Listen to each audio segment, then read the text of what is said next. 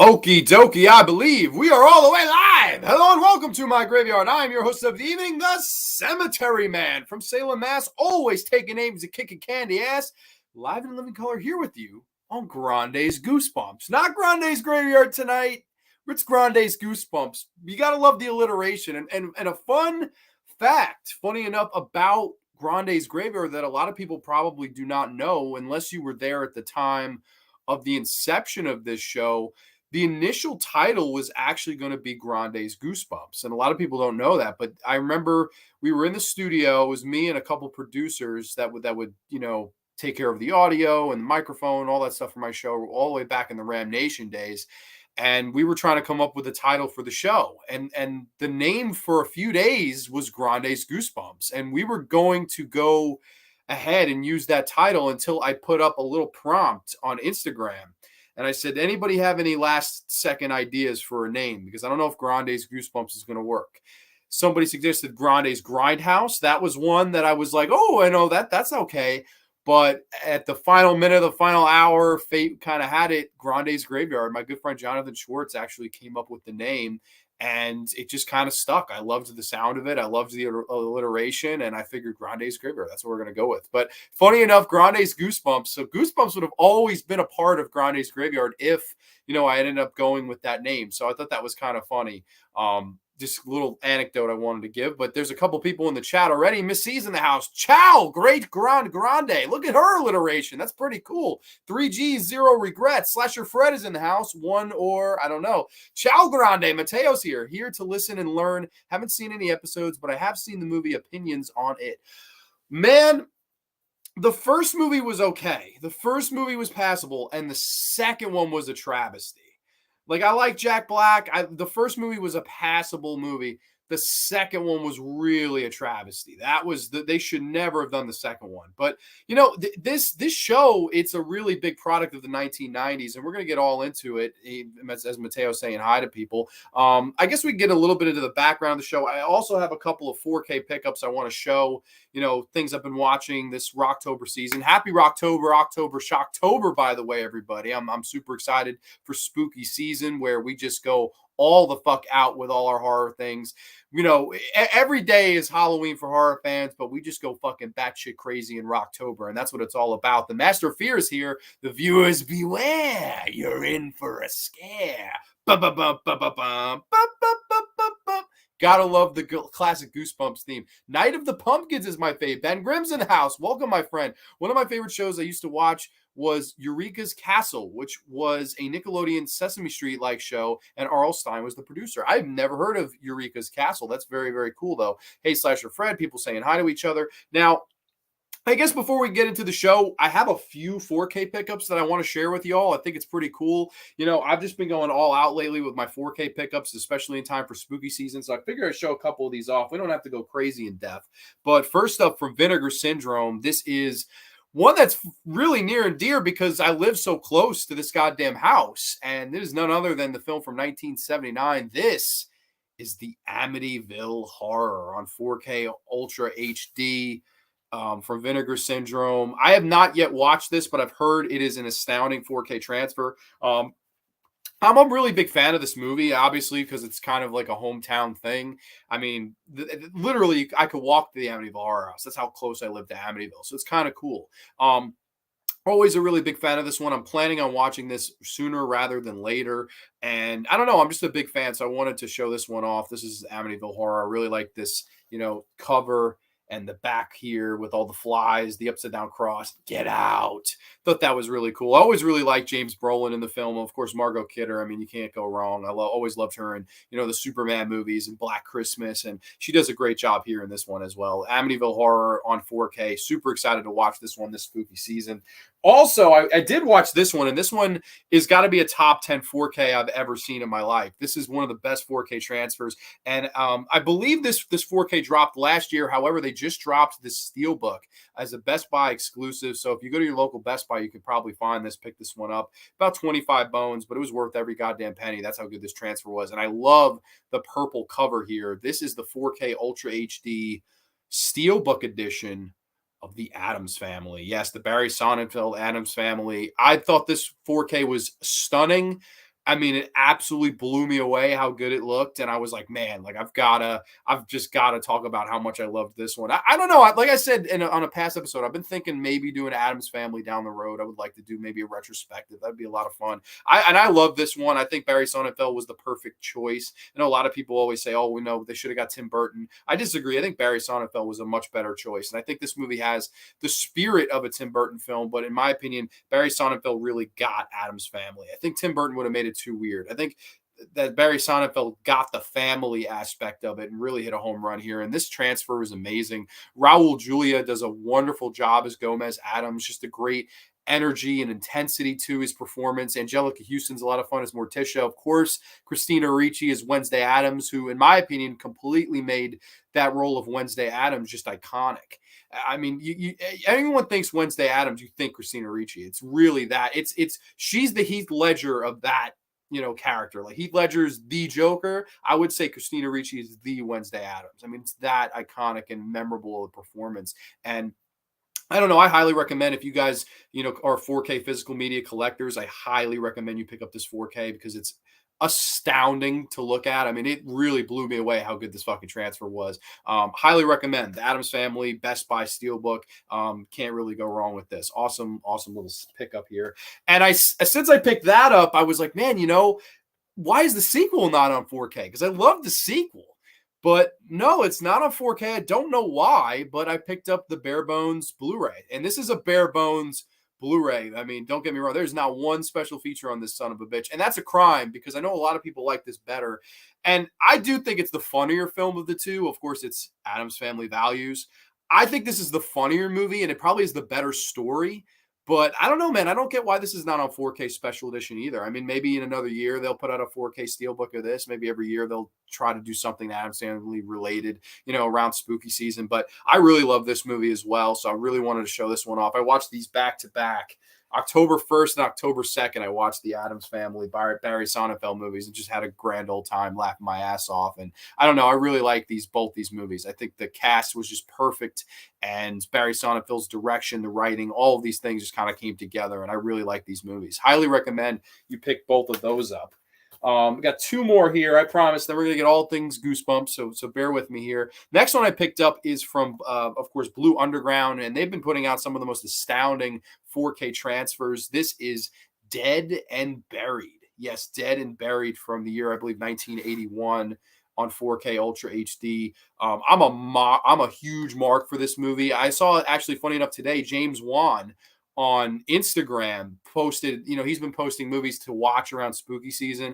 He put over movies like, Dead End, and then he brought this movie up, Carnival of Souls, a lot of cool movies James Wan's been recommending. And this is one he mentioned today, how underrated it was. And I was like, man, I just picked up the 4K. So funny enough, I haven't gotten a chance to get around to rewatching this one yet, so I don't know about the transfer, but I believe this has Dolby Atmos. And I also picked up the Toolbox Murders, but that one I didn't bring down to show off. I'm super excited, though. I want to watch both of those, see how the transfers are. And, it's weird movies like this having Dolby Atmos. But the last one I picked up, probably the one that everybody and their mother picked up just a couple days ago, this is from 1985. It's arguably the greatest vampire film of all time. This is Tom Holland's Fright Night in 4K Ultra HD. I've still got the Saran on it, so I didn't even open this yet. I cannot wait to watch this one. I'm planning maybe on Halloween night to get around to watching Fright Night on 4K because I'm a huge fan of the original Fright Night. I just think it's a wonderful film. It's got a bunch of special features I see. And I only had the bare bones DVD for the longest time. I never got in on that Twilight Times Blu-ray debacle or the Sony Blu-ray. This is finally, to me, the grand addition to own of this film, a 3-disc special edition, 4K Ultra HD, Jerry Dandridge, Peter Vincent, the great vampire hunter, kicking ass, taking names. Welcome to Fright Night for real. I can't wait to watch this on 4K. I think it's going to be awesome.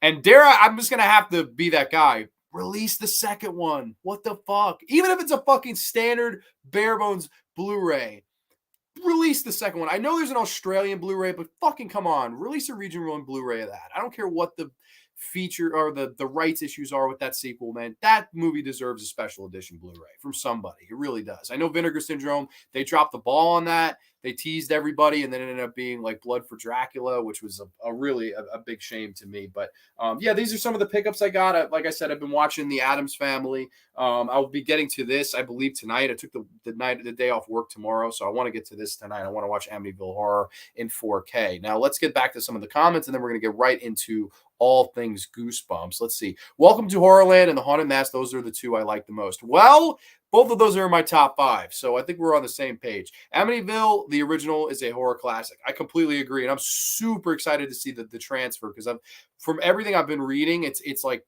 a night and day difference, and I'm super excited for that. Raul Julia, rest in peace, man. He was such a wonderful talent, and it's one of those guys that like I didn't watch enough of. Like I always remember he was the villain in the Clint Eastwood movie. I think from like 1990, I forget the damn name of the movie, but he was great as the villain in that. And I really, really enjoy Raul Julia's work. He just had a great energy to him. And I don't know, it was like when I rewatched that first Addams Family, I was sad when it ended. I was like, man, like, Raul Julia. And I believe he passed away just after the second one got released. I think it was the last movie released, during his lifetime. And then I think he did Street Fighter and then died before Street Fighter even came out. So sadly enough, I mean, the stomach cancer, I believe. Really sad because Raul Julia to me is one of the great talents of all time. And I don't know, I've been doing all these actors tribute shows. I've been really spacing them out, but Raul Julia is a guy that I would like to maybe cover. Like, and honestly, a lot of them would be first time watches. I'm not a Raul Julia expert, but I definitely would like to watch more of his work because I think the guy was just wonderful. I know he played Dracula, funny enough, on Broadway. I believe, in the 1970s, in like the late 1970s, early 1980s, he played Dracula on Broadway. That would be super cool, to see that. But I mean, obviously, I don't think there's ever going to be a copy or a bootleg or anything like that to see. But there's stills of it and stuff, so I think it would be really cool. Rest in peace, Raul Julia.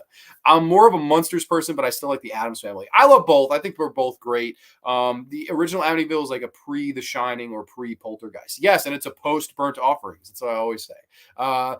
The Scout Camp in second. Oh my God, the second one is hilarious. Fucking Wednesday Addams in the second one is hilarious. Like, Wednesday's at a very special age, where there's only one thing on the girl's mind. And the woman goes, boys. And she goes, homicide. Like, Wednesday, Christina Ricci as that part was unbelievable. Like, they should have done Addams Family until they couldn't anymore. And honestly, part of me though believes that without Raul Julia you couldn't. Like, I'm sure they would have done a third one if Raul Julia didn't pass. I know the second one wasn't a monster hit, but like, to me, would have done the Addams Family trilogy had he not passed. But since he did, it was like poor taste to do it without him. And like similar like Wes Craven, you should never have done Screams without Wes Craven. Like, to me, it's like if the key integral part of your crew or cast or whatever the fuck dies, you just leave it alone. Like, don't go on. Like, I know some people want to do tributes and stuff, but like, to me, it's like you can't replace Raul Julia as Gomez. You just can't. It was just not in the cards. Ben Grimm, my favorite vampire movie. I'd have to say it's got to be right up there. It's such a wonderful film. I never watched or read Goosebumps. I always figured it was kid stuff. Do you think a slasher fan like me would enjoy it? It is kid stuff. We're going to get into it, I promise. I'm going to finish these comments and we're going to go all into it. I'm sorry, I've rambled a little bit with the 4Ks. Fright Night, my second favorite vampire movie. Blade is my first. Gotta love Blade. Wesley Snipes is wonderful, wonderful actor. Top 3 vampire movies. Oof, that's tough. Fright Night would definitely be on there. There's no question. I would say Martin would have to be up there. I like, Jess Franco's Vampiros Lesbos a lot. I know that's one I always really enjoyed. There's a ton of Hammer horror, Dracula films, Christopher Lee. I really always like the original Dracula from 1931, Bela Lugosi. I think that's a fucking fantastic vampire movie. I really like Let the Right One In. Just narrowing it down to 3 is hard. Fright Night would be there, set in stone. Definitely have to go Martin because it's one of the most unique vampire films. Thirst is another really good one. I don't know if you've seen it. It's a Japanese one, I believe, by Park Chan-woo, where this guy is a doctor. He's trying to stop this deadly virus from spreading throughout his village. And basically what happens is he, does this blood transfusion and basically doesn't do research on who the guy he's taking the blood from. He does the blood transfusion and becomes a vampire through that. through the blood transfusion. And then every night he kind of thirsts for blood, while he's trying to cure this disease. And it's a really wonderful film. And it has a nice little love story in there. It's a very unsettling film. Thirst is a really good one from, I believe, the year 2009. It's another good one. I don't know. If just three, I'd go Fright Night, Martin, and the original, Dracula from Universal Monsters. But Let the Right One In would be right there. Thirst would be right there. Those are all movies I really like. I really always liked Fright Night Part 2.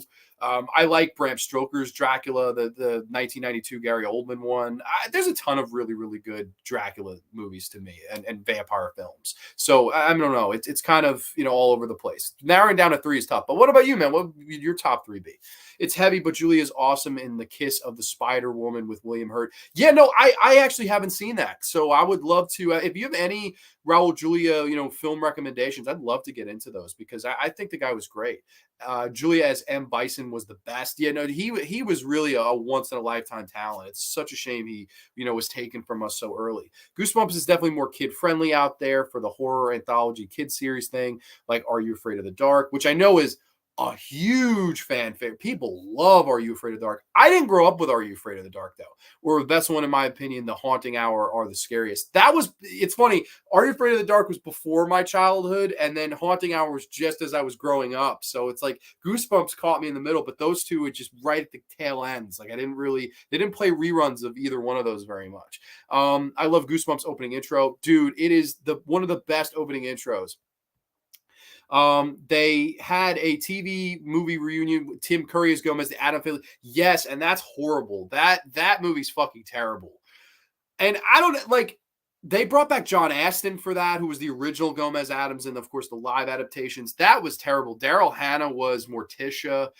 I mean, and I like Daryl Hannah, but it was a really, really poor film. I remember that being like a really big piece of shit when I watched it. And it's honestly, it may not even be the worst. Like I hated the two new animated Addams Family movies where they just made them look like the Charles Addams, cartoons. I thought they looked terrible. I really did. Like they fucking looked disgusting. I mean, horrible design. And then somebody was like, "Oh, that's how they looked in the 40s." I'm like, "Yeah, but I don't know. It's just ugly. It didn't translate to 3D animation. It looks like they copied and pasted and just made a 3D animation. It really didn't work."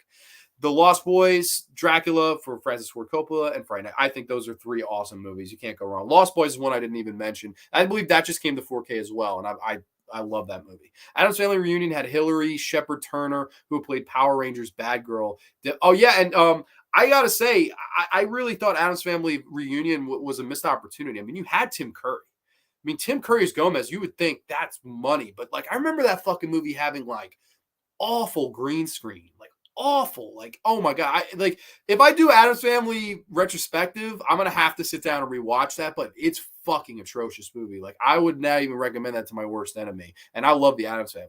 Gid is here, hoping to get a Goosebumps tattoo soon. Which one are you getting, man? Hope all is well with you, man. We were talking earlier. You were watching Goosebumps to prep for this, so cheers to you. But we're about 18 minutes in. Let's dive into the Goosebumps talk. I'm sorry, I love speaking with y'all, and I love showing off my 4Ks. We got a little off topic, but no problem. We're gonna dump right in to Goosebumps. Yes, Goosebumps, which is a awesome, child TV horror series, which ran from 1995 to 1998. This was actually a Canadian show. I believe Protocol Entertainment was the studio behind this. And basically what happened was R.L. Stine, who wrote the classic Goosebumps novels, amongst many other children's novels, in 1992 came out with the first issue of Goosebumps. And they sold like hotcakes. And I remember, obviously it was not 1992. This was around the era I read them, is probably 2003, 2004. I was, 7 going on 8. When I would go to the library or the Scholastic book fairs, and you would see Goosebumps. I mean, that was one of the big displays I remember them having, a whole table for Goosebumps. And this classic, I have it right here. It's so weird. I have to point the opposite way. This green kind of color, for the Goosebumps text, you would see that. And I remember just being mesmerized as a kid. In similar vein to how I would go to a Hollywood Video or a Blockbuster and walk up and down the aisles of horror movies and see these covers for Child's Play and Friday the 13th and all these wonderful, voluptuous covers. And then you see Goosebumps. And it was the same thing. I mean, they just had epic covers. And if I look at them to this day, it can almost bring me back to a time where I loved to read. And it's one of those things, I do like reading. I just don't do it enough anymore. It's something I actually kick myself for kind of growing out of. I would read a ton. I was a huge Roald Dahl guy. I loved R.L. Stine. I loved, I don't know if people remember these, the A to Z mysteries. I used to read those with my grandmother. I mean, so many wonderful, children's books that I grew up with at that time at the scholastic book fairs. And I remember I'd always have to get a Goosebumps, and I usually, now, a lot of people, this is the film fan in me, I would always go by the cover. And I know the classic old saying, Grande, you don't judge a book by its cover, but these had some of the most badass covers that just made you want to start reading them right away. And I thought what was really brilliant about R.L. Stine was all of the Goosebumps books, the main protagonists are children. So right off the bat, you can fucking relate if you are a child reading these books. It's going to be hard for me as an 8-year-old to start reading a book and it's about a 34-year-old man. It's not going to correlate, and every single time R.L. Stine's Goosebumps would have a male or female child protagonist. I thought that was the smartest thing that you could do with this, because right off the bat, you're letting me as a child kind of open up into this dark mystical fantasy world of G-rated horror, or Goosebumps rated horror, if you will, G for Goosebumps.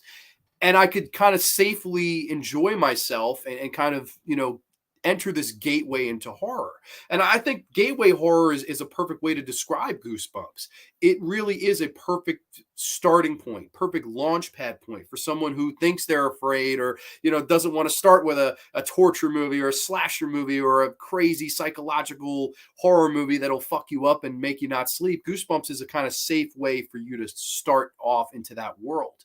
And R.L. Stine's books were so popular from 1992 to 1994. In mid to late 1994, they decided, hey, let's do a TV show. And like I said, Protocol Entertainment, the Canadian company, they started to produce these, and they popped them out one by one and went to buy all the classic novels and books. And, this show has a very distinct 1990s feel to it. I mean, you watch this show and it's almost like you're in a time machine taken back to that time. The clothes, the baggy shirts, the jean shorts, the fucking jorts. I mean, that was a part of that era. And it really kind of takes you back, harken back to that era in time where I was just a baby, in 1996. So 1995 to 1998, it was really right in the core middle of the 1990s as a decade. And that's why this show, it really has that 1990s, stigma to it. And depending on who you ask, it's good or bad. I love it. I love the 90s stigma. Most people love the 80s. I love the 80s too, but the 90s had that stigma as well. And to me, it really defines this show, gives it a nice identity when you go back and rewatch them. And which you can rewatch these on Netflix. If you have Netflix, don't worry about buying physical media copies. I actually don't own any physical media Goosebumps. It was just kind of convenient that I could watch them all on Netflix. So let's get to the comments here, and then we're going to get into the list. Yeah, a lot of people haven't seen The Haunting Hour. The only person I found so far that knows about it is Trench. Yeah, no, I only saw the Haunting Hour movie with Emily Osment. That I saw. But post that, never got the show. Definitely never got the show. Possibly the classic G-Splack logo. Oh, my God. Oh, that would be cool. The Skeletons from Say Cheese or Die is one of my favorite book covers of all time. Sean Blue Digital's in the house. What's going on, good brother? Say Cheese and Die is like a version of The Twilight Zone, a most unusual camera. Yes, it is. And it's on the top 10, so we're going to get into that one. When I was younger, I read the books a lot, then found out there was a TV show. I was happy. I was the same way. I discovered the books first. And I would literally rent them from the library or buy them at the Scholastic Book Fair, and just based on the covers. And I would just get lost in this little kind of fantasy world of safe horror. And then, one night, Cartoon Network started to run the reruns of this show. And I was like, I don't care what's going on. I don't care what the hell Toonami's got going on. I want to watch fucking Goosebumps the show. And, I was not disappointed. I definitely really, really enjoyed them. Baby Grande, just imagine. Yeah, no, exactly. This is, around the era where I was just, coming around. Oh, awesome. I have Netflix. I'll have to try a couple episodes. Yeah, no. And I'll get into, we're going to work backwards. We're going to go from number 1 to number 10. So we're going to start at my favorite, because I think it'd be a little anticlimactic because I believe everyone's probably going to know my favorite. It's mostly everyone's favorite. And it's the perfect episode to watch around the spooky season. And I'm going to do a little screen share in a minute. But this is the number one Goosebumps episode, in my humble opinion. This is the haunted mask. Yes, Carly Beth falls for every prank played on her. So on Halloween night, she buys the scariest mask possible at an off-limits room at an old store. However, little does she know that the mask has a mind of its own. Yes, the haunted mask. Now, I've got a little, I could do a little screen share here so you guys can kind of look along with me. I always like to have a little bit of a visual representation to my side. I'm going to try to do that with all of them. And we're going to share the screen right now so you guys can see. I'll put myself in the corner. Yes, and this was the classic book cover as well as the VHS cover. They were smart enough to use the same covers here. And to me, this is the best Goosebumps episode without a shadow of a doubt. And there's a reason I really want to work backwards is because we're going to start with the ones more people know. And then as the list goes on, it's going to get more obscure. So hopefully I'll give, even longtime fans of the show some new recommendations to watch. But it doesn't get better than this one to me because this actually aired on October the 27th of 1995, of course, 4 days before Halloween night. And it's the perfect episode to watch in October season. Of course, Carly Beth is this kind of social outcast. She has one friend in school. She's having all of these bullies make fun of her and put worms in her lunch sandwiches. And she's really just had it up to here. It's Halloween season and everybody kind of makes fun of how she's a scaredy cat. And she one day stops by this store and this man who's, kind of scarred sells her this mask, although he begs her not to take it. Don't take this mask, don't do it. She ends up stealing it, runs out of there, and it's this scary looking mask that I actually can show. It's not the same exact on this design here. This is actually the mask that they use in the episode, and it's a really wonderful practical makeup effect, this mask. I think it's really just scary looking. And basically, she puts the mask on, starts scaring these kids that terrorized her. But the kind of twist is she cannot take the mask off. And the mask starts to become one with Carly Beth as it kind of molds its way onto her skin. And she becomes a literal monster before our eyes as this episode kind of plays out. And to me, this is a brilliant thing for R.L. Stine to tackle. And it's not just the horrors of a haunted mask or a great practical makeup effect. This is the horrors of being a social outcast. And hence, I've got the Carrie shirt on here tonight on the Grande's Graveyard. Of course, the Angela Bettis one. Long live Angela Bettis, a top 5 actress of all time, in my humble opinion. But we'll leave that there. This is about the horrors of being a social outcast. And I love, there's a real, to most probably be a throwaway line from the peddler in the store. But he makes this point that I think really makes the whole story work. He says, these masks are the unloved masks. They're too scary. They're too ugly. People aren't willing to go out on a limb and make room for them.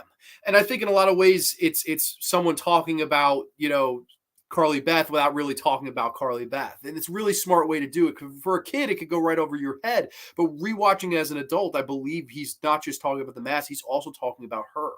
She is the unloved. She is a social outcast. And thus, what better fit? What better mask on Halloween night for Carly Beth to wear and scare the whole, neighborhood with than this haunted mask right here? She puts it on and starts to lose herself. And I think the genius of the horror in this episode also is how much she starts to lose herself, and she knows it. What I'm doing is wrong. I got to stop. But she continues to do it anyway. It's almost like an addiction. It's wrong. It's bad. But the wheels keep turning and they keep coming off of the fucking wagon until it's time to crash and burn. And that's what happens.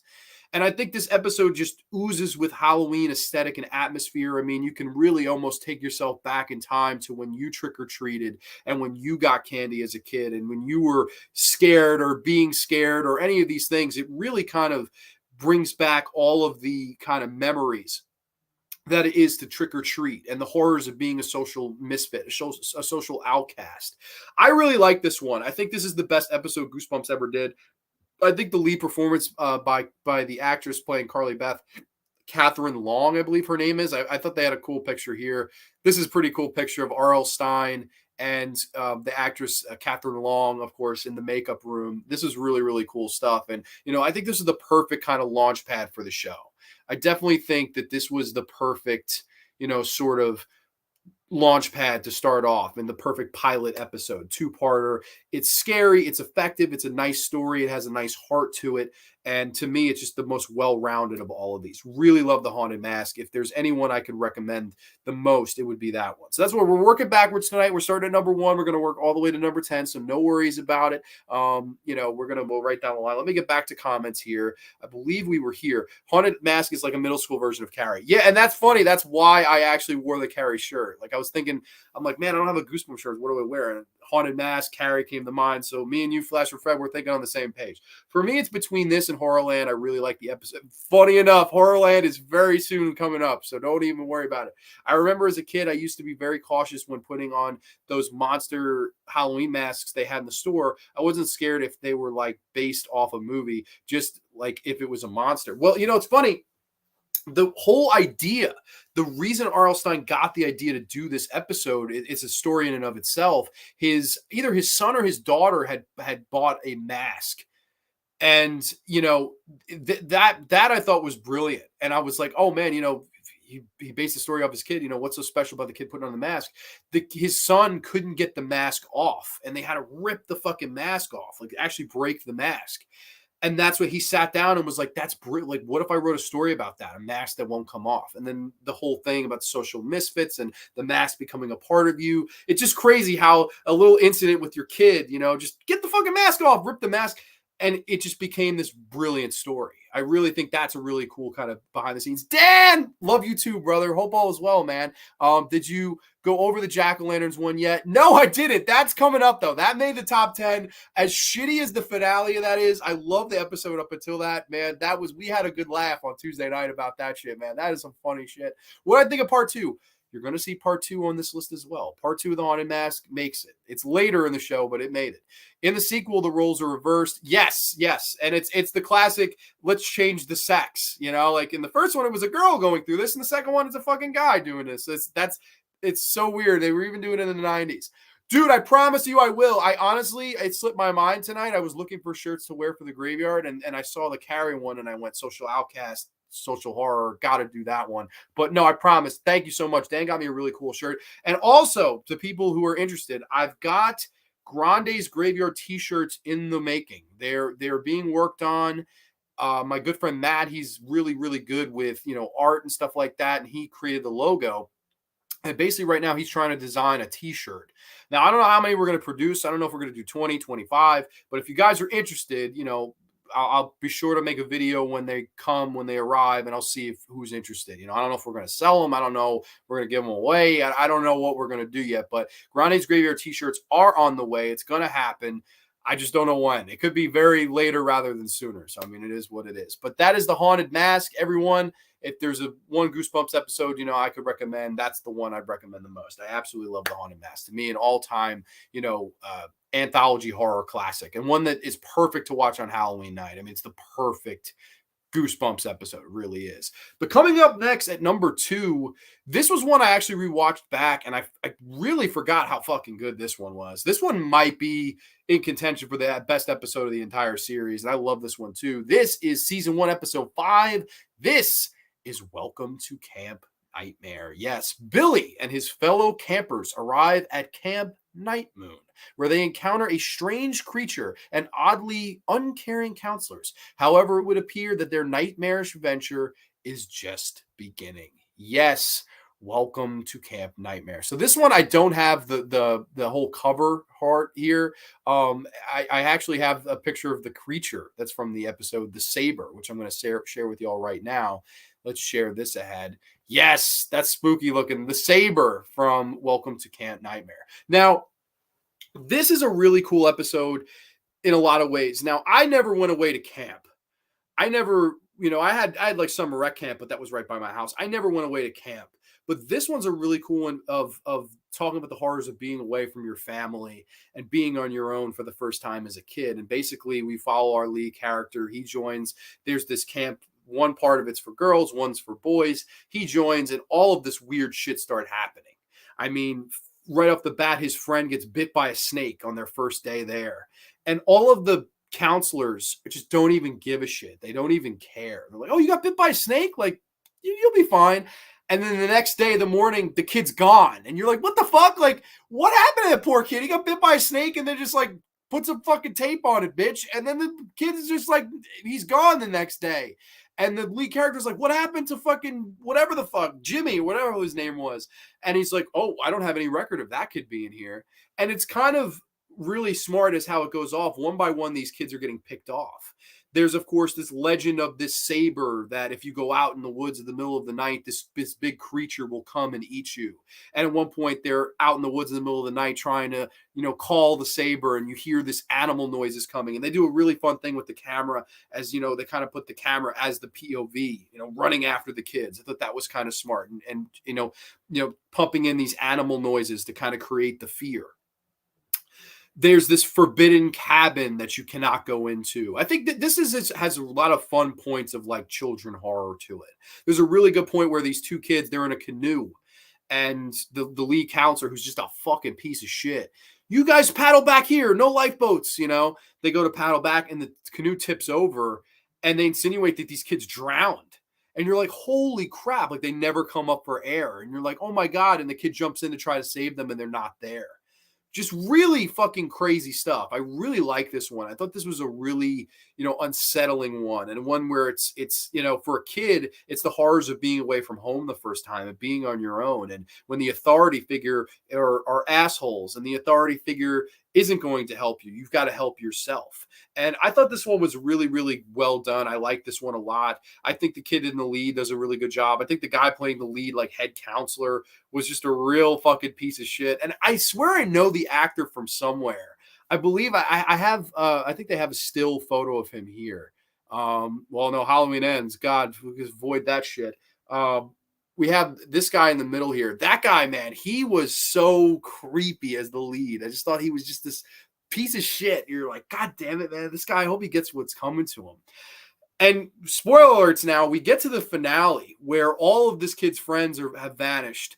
And, one girl from the girl camp has gone missing. And basically they're handing out bow and arrows to these kids. And, hey, shoot on sight if you see this girl. So you're insinuating that, holy shit, we're going to fucking murder this girl if we see her. And the lead finally stands up. He's like, you can't do this. This is fucking crazy. You're going to shoot this bitch with a bow and arrow? And the guy's like, you damn right I'm gonna. He grabs the bow and arrow from the guy and points it at him. And he's like, what are you going to do? You're going to shoot me? Go ahead, do it. He pulls the trigger and nothing happens. And you realize the entire nightmare of Camp Night Moon was all kind of a simulation that his parents played on him to see if he was ready to handle himself on his own. And I thought I was like, wow, like what a crazy twist ending, because obviously a lot of these have cop-out endings, right? Because they are kids. So you can't really have two kids drown. They were really hiding under the canoe. And you can't really have a kid be eaten by a fucking saber. He was fucking, the saber was a animatronic. And they show you the animatronic, which I thought was kind of cool. Fourth wall break. To me, it was really, really smart in how it dealt with its cop-out ending. Now, a lot of Goosebumps, they had some cop-out endings that I don't like. This one, this one I like. This one I thought had a good cop-out ending. There's a one throwaway line that I didn't like right at the end. If you've seen this episode, you know what I'm talking about. I didn't like the last throwaway line. That was an unnecessary twist. But for the most part, I think Welcome to Camp Nightmare is a really good episode of Goosebumps. It tackles a lot of different fears. It has a lot of good characters, a lot of kind of fucked up shit going on, and you're like kind of confused as to what's going on. I think it's a really smart episode of Goosebumps, one that I highly recommend. That comes in at the number 2 slot. Now, let's see our comments. Definitely interested in a Graveyard shirt. Excellent. Awesome. I'm a buyer of the Graveyard shirt. God bless, man. Yeah, no, he was cool enough to get me one, which is cool. Oh, I totally forgot about this episode, but the picture reminded me of that thing that used to scare the shit out of me. Yeah, no, that the saber is a scary bastard. John Day, my boy. Sadly, Goosebumps show was one I missed out on as a kid, but great to see your picks as the choice to start. Thank you, man. Thank you. Falcom Adam, hope all is well with you, brother. Welcome to Camp Nightmare reminds me of the Nickelodeon series Salute Your Shorts. Another one that was before my time. Salute Your Shorts was popular, though. Sorry for the off topic, but I just want to tell you that I will see you in the Mets in the World Series. Dude, I would love that. I hope you guys beat the shit out of, I think you guys are playing Tampa. I can't stand Tampa Bay. I hope you guys destroy them in 2 games. Just sweep them, get rid of them. And then who would you guys face? Would it be the Astros or the Skankies? I don't know. I don't know who you guys would play next, but I'm American League, the Blue Jays easily. That's the only team there I could even stand. Maybe the Guardians, but other than that, I can't stand the Astros, can't stand the Skankies, can't stand the Rays. Let's fucking go Blue Jays. I hope for a Blue Jays Mets World Series too. That would be awesome. But yeah, so that is Welcome to Camp Nightmare. Another one I really am a big fan of. I think it's a well done episode, and one that upon rewatch I thought was actually quite good. I thought it was really, it stood up pretty well. Some of these, I will say that some of these Goosebumps have not aged the best. Like there's some of them with fucking atrocious acting where you're like, what the fuck? Like, how did they even like approve this? I mean, some of them are just really bad acting, but occasionally you'll see somebody that went on to be kind of famous.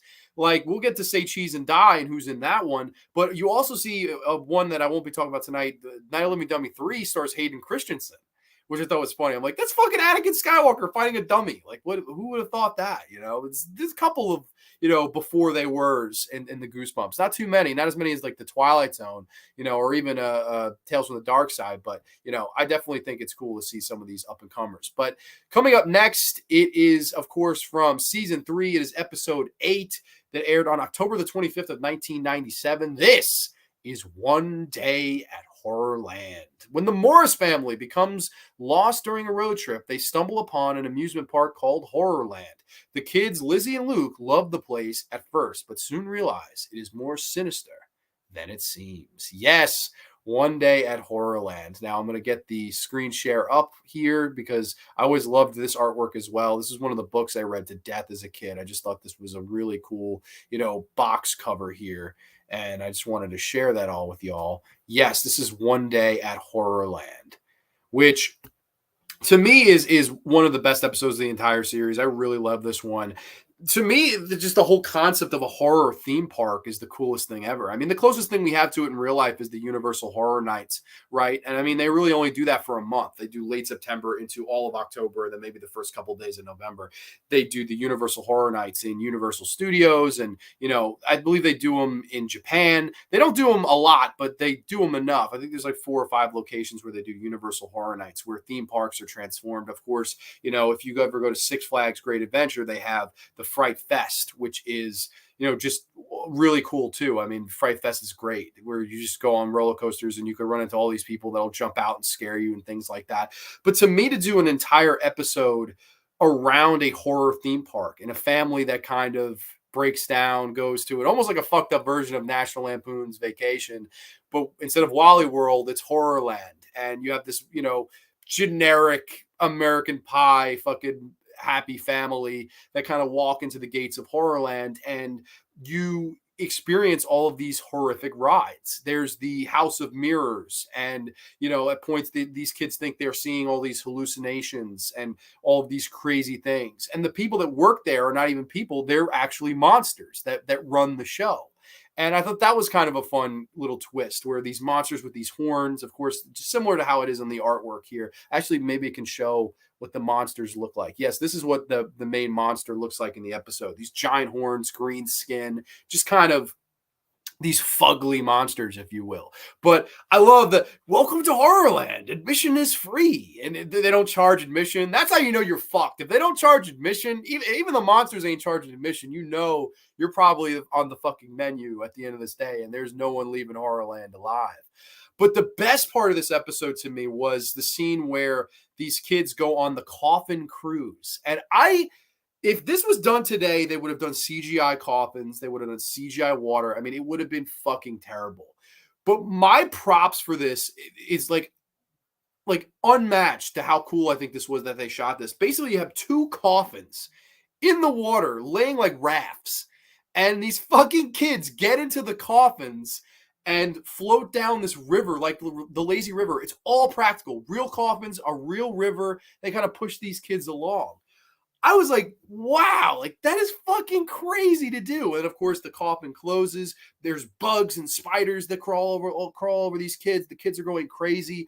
I thought that was a really good idea for like a horror ride. the Coffin Cruise. I mean, I know a lot of people that have gone to Splish Splash or water theme parks, Dorney Park. You know a ride called the Lazy River. And the Lazy River is great. I mean, you just sit in a tube and you just kind of go along. It's kind of just a relaxing ride. And there's a little bit of a waterfall at the end, maybe to wake you up if you fall asleep or you're trying to get a tan, But the horror version of the Lazy River is the Coffin Cruise. And we see that here in this episode. I thought that was just a great idea for a theme park horror ride. I thought that was a lot of fun. And I will say, part 1 of this episode is a 10 out of 10. The reason this is not number 2 or number 1 is because of the second part. The second part is a fucking disaster. Some of these obviously are 2-part episodes because they only had like a 20 to 21 minute, window to tell their story with the intro. I mean, they didn't have a lot of time for these. They didn't even have their 25-minute window like some shows like The Twilight Zone or Tales from the Dark Side did. This was 22 minutes, from beginning to end. So they had to do those 8-minute commercial spots. Because this was a Canadian show. So they would trim 3 minutes off of these. I really hate the second part of this. The second part of this is basically the family competes in a game show to try to survive. And it's just such a weird, it goes nothing along with how the rest of the episode goes. And I gotta be honest, I don't remember if the novel goes there too. But the first part is just so good of these kids feeling trapped in this horror amusement park and some of the monsters, you must be warned, you must go, and all of these horror attractions. I just thought it was a really, really cool idea. I really like One Day at Horrorland. One that, to me is one of the better episodes of the entire series. I really like this one. One Day at Horrorland. Yes. Slasher Fred, there was sort of an episode, a video game sequel called Escape from Horrorland. Yes, that's true. And I actually would play that. I believe that was on the PlayStation 2. I would play that back in the day and loved it. I always thought this was just one of the coolest episodes. And it kind of makes me, as in real life, wish that they had a Horrorland somewhere. I know that the closest thing we have is the Universal Horror Nights, where they fucking make you pay. Like literally, you have to mortgage your house if you want the VIP pass and the fucking flash pass, and they basically just murder your wallet, and it's like, oh, I went through a 2-minute ride and paid fucking $179 for one person, and then if you have a family, you're gonna have to pay that 4 times or 3 times or 5 times or however many times. It could be kind of shitty, but I don't know. To me, the whole idea of this, I thought was just brilliant. It made me want a Horrorland one day, somewhere, sometime. I thought that would be really cool. I don't know if it would draw. That's the only thing. I don't know if a horror all year round. I mean, it draws now because spooky season is spooky season, but would it draw all year round? That'd be my question. I don't know. And you'd need probably a good chunk of change to open up a fucking park. Welcome to Horrorland Park. If we have fucking John Hammond open this motherfucker, and instead of real dinosaurs, you have real murderers or real monsters that fucking, are gated in. That would be something. But it would have been really cool if they actually made a horror themed amusement park like Horrorland in real life. I would be so for it. I think it really would just come down to what I just said is of would it draw? Yeah, to us, the horror fans, it would draw, but I don't know. Would the everyday Joe Blow, let's say in fucking May, would they go? I don't know. I don't know if they would. I mean, but you could do so much with it. You could have, how Universal Studios used to have those 4D rides where you'd sit in a theater and you could interact with what was playing on the screen. I mean, the floor would shake and, the smells that were around them, you could smell it in the theater. I remember the old gimmick that people may not even, this would actually date myself, even though I'm only 25, the scratch and sniffs. I don't know if people remember that, where you go to the movie theater, they'd give you a little card and you would have to, at a point, a number would come up on the screen and you'd have to scratch off the number and you could smell it. And it would smell like whatever was going on in the scene. Sometimes it would smell great. It'd be like, oh, fresh cherry pie. You'd scratch it and smell cherry pie. And then it'd be, oh, man, this fucking kid barfed. And you'd scratch it off, smell it, and you could smell the barf. I mean, those were the gimmicks, man. I mean, that's shit that's embedded in my brain from when I'm 4 or 5 years old. This is back in the year of probably 2000, 2001 era. That's just some of the shit I remember. But you could do that with horror. I mean, smell that, the vampire blood, and you could have this kind of cherry scented vampire blood, and things coming out at you. And I think it would be wonderful. But like I said, the issue, putting up the money for it. The second issue would be, would it draw? I really don't know if it would draw. I don't know. I would like to think so. It would draw in October, but all year round, who's to say? episode Cuckoo Clock of Doom is like a pre-Curious Case of Benjamin Button. Yeah, that one didn't make it. I thought so when I started this, but when I went back and rewatched a bunch, that one just didn't make the cut. Cuckoo Clock of Doom is a fun one, though. Probably not for the mainstream, but you could always market it as Goosebumps horror theme park for kids. Yeah, no, definitely. I just, again, though, I don't know. Do kids, I'm kind of out of touch with kids now, man. Like, are kids into horror? Like, you don't, I'll be honest. I've seen last year we went to the fucking Pumpkin Blaze and it was a lot of fun. It was beautiful. But I don't know if, for instance, like I seen those kids, they were talking about Cobra Kai. And they were mentioning, and I'm like, Cobra Kai. I'm like, fuck, because my brain goes Karate Kid, the original trilogy. And then I see these kids talking about Karate Kid. I'm like, what the fuck? They know Karate Kid. Somebody goes Cobra Kai. Oh, okay. I don't know. I don't even know if kids really like horror that much anymore. Like, I couldn't really tell you. I don't know. House of Thousand Corpses got inspired by this episode, maybe. I mean, possibly, right? I mean, a horror theme park in Captain Spaulding's Murder Ride, and this was 1997. They started filming House of Thousand Corpses in the year 2000. So, I mean, yeah, it's right around that time. I will say House of Thousand Corpses aesthetically, visually, lighting-wise is just a fucking visual treat, where this is, you see its age. I mean, this show does not look great. I mean, it looks shitty. It has that kind of 90s cheap quality look to it, but that's also part of its charm, in a lot of ways. Like, they'll never do like a 4K Blu-ray set of fucking Goosebumps. Like, it wouldn't even be worth it because this show doesn't look good. It doesn't. Same with Tales of the Dark Side. Tales of the Dark Side looks like shit. It looks like somebody wiped their fucking ass with the stock, and that's why there's no reason to ever get Tales of the Dark Side on Blu-ray if they ever even released it, because it just wouldn't look right. Casbit 35, that's got to be a new name. Welcome. Universal Studios is opening up a new theme park in Orlando, and it's rumored to have a classic Monsters Land. So that would be the closest thing. Even if you did a section of it, I think that's smartest thing. I think that's Casbit. I think that's very smart because they have the Harry Potter thing now where it's Hogwarts and it's fucking, I mean, it's extravagant. I always was a casual. I like Harry Potter. I really like the first four. And then I kind of Order of the Phoenix and the half idiot, half blood brother fucking prince of fucking Narnia, go fuck himself. The first four Harry Potters I love, and I love the books. But after that, I totally check out of that series. I don't really like the fifth or the sixth one at all. But it's so cool how they fucking rebuilt Hogwarts, and you can fucking it's Hogwarts. Like, it's holy shit. And if you like to drink, you can have the potion drinks. If you're a fucking bookworm that likes that stuff, it's so cool that they did that and created all that. Like, when I went as a kid, it was like, they had the King Kong, like the Peter Jackson King Kong. That was, I believe I was 9 when that came out. They had the big ride for that. I remember they had the old King Kong ride where it would breathe banana scent onto you. I mean, it was magical. The E.T. ride where you're on the fucking bicycles and going throughout the whole world. It's just really a magical place. I loved Universal Studios. Thought it was great. But yeah, no, I think that would be really cool. I don't know. Classic monsters, I would just do all horror. I don't know if I would stick to just, Frankenstein, Wolfman, Creature from Black Lagoon, Dracula. I would go branch out. I would do anything that Universal owns the rights to. You want to do Halloween? They did Halloween 2 and 3. You could do a section of that. I believe if you did more branches in and of the closed off part, that it could draw like crazy, because it's like they'll have one people, oh, Michael Myers is there, I'm going to see the Michael Myers ride. Oh, Frankenstein's there, I'm going to see the Frankenstein ride. Like, you would really have to sit down and think it out. But if we had the money, Casbit, I would do it.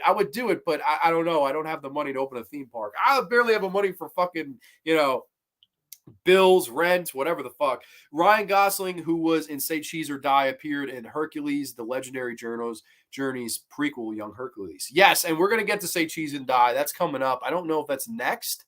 It might be next. It is next. Wow. Funny enough, that's number 4. I have the list up here on the top, and it's just little tabs. So, yeah, so without further ado, Slasher Fred, you kind of gave us a perfect segue.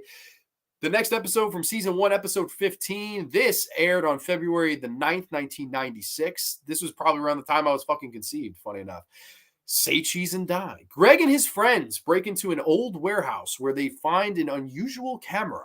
However, the photographs Greg takes with it seem to predict disaster, and he becomes convinced the camera is cursed. Yes, Say Cheese and Die. Now, this one had arguably the best fucking cover of any of them. And oh my God, is it not on here? Well, that's a shame. It's not on here, so I can't show that here. But it does show a young up and coming Ryan Gosling, like Flasher Fred said. So we can show Ryan Gosling because it's always kind of fun to see, the stars before they were stars. And it's kind of cool to see him in this episode. It does give a good performance. Yes, Ryan Gosling stars in this episode, Say Cheese and Die. And now this is kind of a take on the old, Twilight Zone episode, A Most Unusual Camera. But I thought this one had a little bit more of a sinister thing where basically the old Twilight Zone episode, if people don't remember, they went to the horse races and were taking pictures of the board before the races would happen. So they'd see 10 minutes later, oh shit, so-and-so horse won. Do a quadruple parlay, bet all our money, and we're going to become, millionaires. And that's basically what they did. And at the end, they all die off. The very ending is kind of maybe what inspired this episode. But I thought this episode was better with its tone and what it's trying to tackle, at least of a not being a mess standpoint. I love the old Twilight Zone episode more than this, but I would say this has a much more grounded focus in what it's trying to do. Of course, Ryan Gosling and his friends, they go to this warehouse, they find this weird camera, and he takes a picture of his dad's new car and the brother standing by the car. And then when the picture develops, the brother is a skeleton and the car is all damaged. And he believes that this is predicting the future. Like, if my brother drives in this car, he's going to die in this car. Like, don't drive the car. And for a lot of the episode, he's trying to, don't do it. Sure enough, the dad is driving it, gets into a horrible accident, survives, obviously because it's Goosebumps. I mean, if it was R-rated, the dad probably would have died a horrible death. But the car gets totaled. And everything he takes a picture of starts to kind of insinuate that that person he took a picture of will die soon.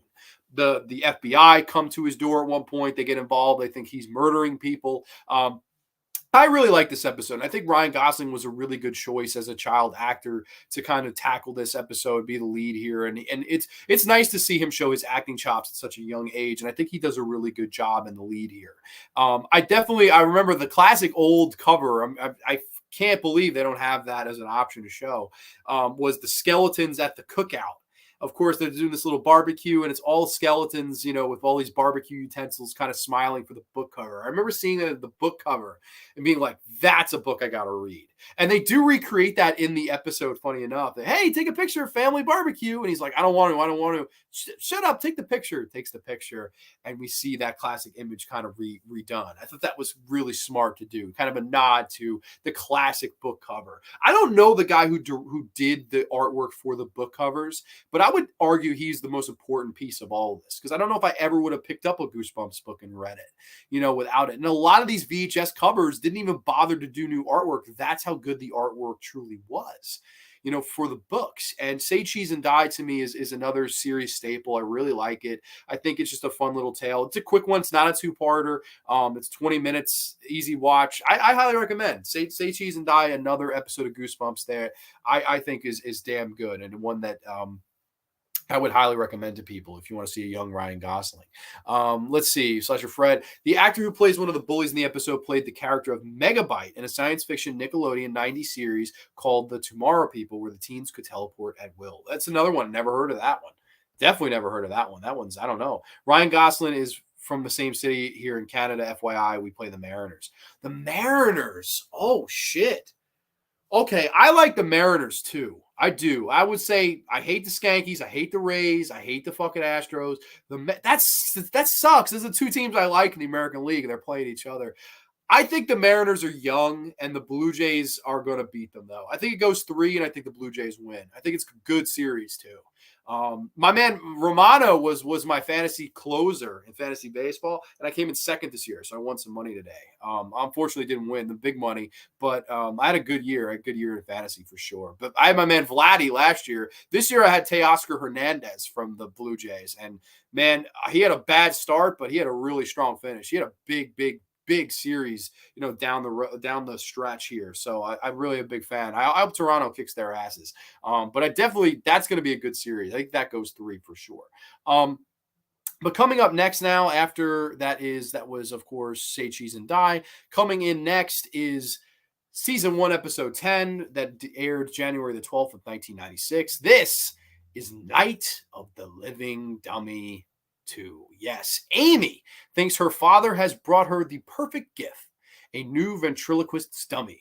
However, it soon becomes apparent that there is more to this dummy than meets the eye. Yes, of course, Slappy, the main antagonist of the entire Goosebumps series, is debuted here on the TV show. Everyone kind of remembers Slappy. That's like I would say he's the Goosebumps mascot. Like Slappy, the evil dummy, is something that everybody knows. Like you know Slappy. I mean, it's just very popular. And this was the old school book cover here, which I just think is brilliant. I love the use of purple and the two nice toys on the side, and then of course the evil demonic one in the middle, Slappy, the evil dummy. And it's funny, last week we did the whole ventriloquist show talking about evil dummies and evil ventriloquist dolls.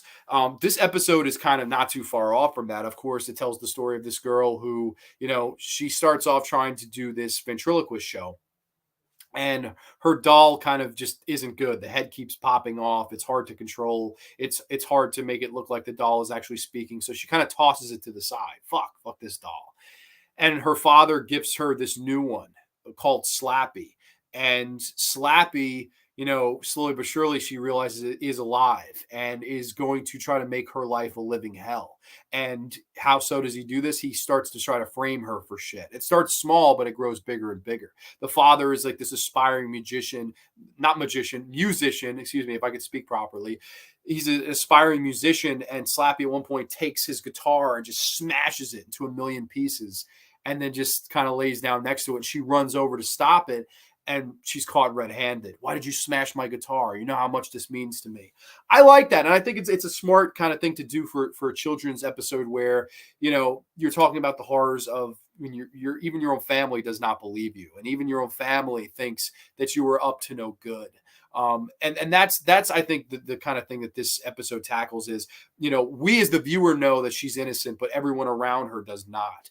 And I think there's a really good PG horror story that could be told there, and I think there is one told here. I like this episode. I think it's well done. I like the guy that plays Slappy, is this kind of creepy little voice. And now the design, I never could really decide if I like the design now. I like the design here. I like this on the book design. But in the episode, he's got this red hair, and I don't know if I like this or not. And then, of course, in the Jack Black one, they made it I don't know, they made him more straight hair. It's a little bit along the lines of the original design, but it's I don't know, they tried to make him more demonic looking instead of just naturally creepy. I don't know. This design I'm sort of in the middle with it. And they did do a sequel. They did a couple sequels. They did Bride of the Living Dummy. They did Night of the Living Dummy Part 3, which stars Anakin Skywalker, a.k.a. Hayden Christensen, in one of his first ever roles. So it's always funny to kind of watch that. I like this one the best, though. I think this is good. It's just a simple story of this kid that is being framed for all this horrible shit that she's not doing. And meanwhile, Slappy is the one behind it all. And can she kind of, stop it in time or convince these people in time that she is innocent? I liked it. And I thought the whole twist at the end actually was one of the better cop-out endings, if you will. Of course, Slappy is saying, I will never die, all these things. And he's attacking her and her sister. And all of a sudden, somebody tackles the dummy. It hits its head on the fucking patio and cracks its head open. And you see this green kind of mist fly off into the abyss. And you're like, oh shit, what the hell? And they think it's their father that tackled Slappy. They're looking around and, oh, Dad, thank you. And he goes, thank me for what? I didn't do anything. And they kind of look back, and it was the original dummy that she threw to the side that did it, that tackled it, and said, hey, why'd you put me in the fucking corner? I thought that was a really good twist. I was like, oh shit, the thing we let off with, bam, twist at the end. I thought that was a well done twist. To me, that was in good taste, in theme of the episode. It didn't take away from anything like that. I definitely like this one a lot. I like Night of the Living Dummy too. Another one that I highly recommend for you guys to check out. Let's see.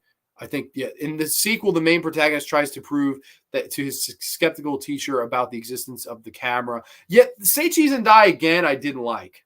That episode I did not like of this. I rewatched it, did not care for it. Haunted Mask is the better sequel of this show. Didn't do too many sequels, but that's one I liked. Me personally, I like Night of the Living Dead 2 more than I like the first book, but I think it's because we get more Slappy. Yeah, that's the thing. People don't remember, and I'm sure you remember because you probably read the books like me. The original book is not with Slappy as the antagonist. That's why there's no Night of the Living Dead. I'm sorry, Night of the Living Dead. Night of the Living Dummy episode number 1. It just starts off Night of the Living Dummy 2 is because the first one is not about Slappy. Slappy's there. And Slappy's like a twist at the end, but he's not the antagonist. It's funny. It's almost like Friday the 13th, the original. Jason's there at the end, but he's not really the antagonist of the film. It's Mrs. Voorhees. And then in the next one, he's the antagonist. They did the same thing here. The first book, it's not him. It's another dummy. And then the twist at the end is Slappy was alive too. And then thus you get this episode here, which I thought was kind of a fun kind of switcheroo. And I don't know. I thought this was a well done episode. I like Night of the Living Dummy 2. Night of the Living Dummy 2 is like a cross between Magic and Child's Play. It's definitely like a G-rated Child's Play. It's very simple because like Andy at first is getting framed for this. And, did you do these things? And we're going to take you to a mental home and things, and then the finale plays out. It's like a G-rated Child's Play. But to me, it's good. I don't know. Maybe that's why they went with the red hair Slasher Fred. Like maybe, right? Because in the book, Slappy had that jet black, slicked back hair. And in the episode, he's now a redhead. Did they do redhead because of Chucky? I mean, the Chucky movies, Child's Play 1 through 3 were 88 to 91. And this episode comes out in 90. I said it before, but I forget. I believe it was 96, early 96. Yeah, January 12th of 96. So you're only a couple years removed from that. So, I mean, maybe that's why. Maybe they just said, oh, fuck it. Chucky's popular. Give this doll red hair, too. I don't know. I really couldn't tell you. Let's see. I've only seen John Steele. Welcome, brother. Good to see you, man. I've only seen a few of these. Overall, the series was effective. It's like a watered down. Yes, it's very much a gateway anthology horror series. And I guess I caught it at the right age of my life where I was at that age. But don't get me wrong. I grew up with Dark Side and Twilight Zone, too. It's just, I think it's nice to have different levels, right? Like Twilight Zone, some people probably tell you Twilight Zone isn't that hardcore. It probably isn't. It's really more of what you think about could make it hardcore. How deep the meanings of that show could be. That's what makes that show more hardcore. But hardcore horror wise, I don't know. I would say Tales from the Crypt would be the most hardcore because that was HBO. They could get away with, brutal on-screen deaths and gore and all these things. Dark Side was syndicated television, I believe, so there's only so much they could get away with. They could never curse. So I agree. I think it's nice to have different levels of that. Whereas, the original show, I just think it was a really good gateway for kids. Yeah, my favorite design is the original book art. Too bad we didn't get one that looks exactly like that yet in live action. Yeah, I don't get why in the Jack Black one they didn't just do the original. Here, my guess is that they just were trying to go like, oh my God, people see this and think Chucky and watch it. That's my guess, but I wasn't there. I couldn't tell you. But yeah, no, I definitely think the book design is the best, and it is a shame it never happened. It's funny how Slappy is on the cover of the original book, but he's not like he's not.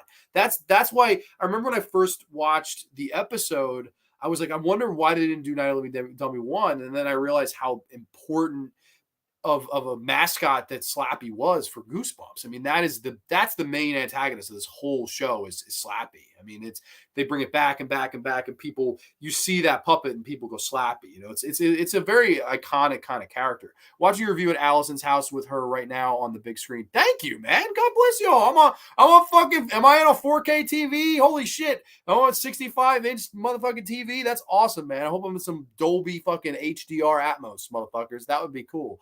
But we're going to get on to the next episode here. And Dan, I know you're a fan of this one, so we're going to get right into this here. This is season 1, episode 18 that aired May the 17th of 1996. This is The Werewolf of Fever Swamp. Yes, things have been strange ever since the new kid moved into Fever Swamp. A kid can't change into a werewolf, or can he? Yes, The Werewolf of Fever Swamp. Now, I'm going to try to get a visual up here. Okay, it's not much of a visual, so we'll keep that one here. Actually, you know what we could try to do? Since I'm on the big screen, I saw this before, and I don't know how well this will work. I hope it doesn't fuck up everything. But I want to try this. So here, bear with me, everybody. We're going to try something we've never tried in the graveyard right now.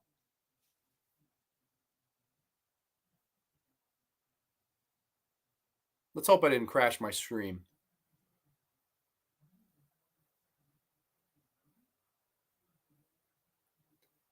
I don't know if y'all could still hear me. Can you still hear me? I hope I didn't crash my own stream. But whoa, holy shit! I don't have a green screen. I got a yellow fucking wall, We're fucking Goosebumps right now. I'm on somebody's fucking TV. This is badass. I thought this was funny. I was looking before, and StreamYard was like, oh, we do this thing now where it's virtual backgrounds if you have a green screen. And I'm like, I don't have a fucking green screen. I have a green couch. I have a fucking big, dirty green couch here and a yellow wall. But I don't know. I don't know if it'll work, but I don't think it's too bad. I don't know. Now I look a little, you can see the outlines of my fucking head here, which is kind of funny, but I don't know. I think this is kind of cool. We can keep this one up because there's no real visual for the Werewolf of Fever Swamp. So I don't know. I think this is kind of fun. As long as I sound good, okay. I don't know if changing the background fucked up how I sound or anything like that. I don't know. I could look at the microphone here really quick, make sure I sound okay. I think I should be okay. I don't know. If anyone hears anything different, if I sound like shit, let me know, please. But yeah, no. Let's see. We got a couple comments. The Entertainment Hideout, Nanette Necessities. Oh, is this Nanette from, I forget your last, Nanette Blackwell, I want to say? I think you follow me. Welcome, Nanette. I don't know if it's you or a different Nanette, but welcome. Did Adrian like your couch as much as Rocky's Grande? Yo, Adrian! I don't know if she liked my couch as much, but that would be fucking cool. I'm sure Paulie would love my fucking couch for sure. But yeah, no, I thought this was kind of funny. I was like, oh shit, like I got to try that out, I had visuals for most of these, but this one I didn't. But this is the Werewolf of Fever Swamp, and I definitely, okay, all good. We're all good.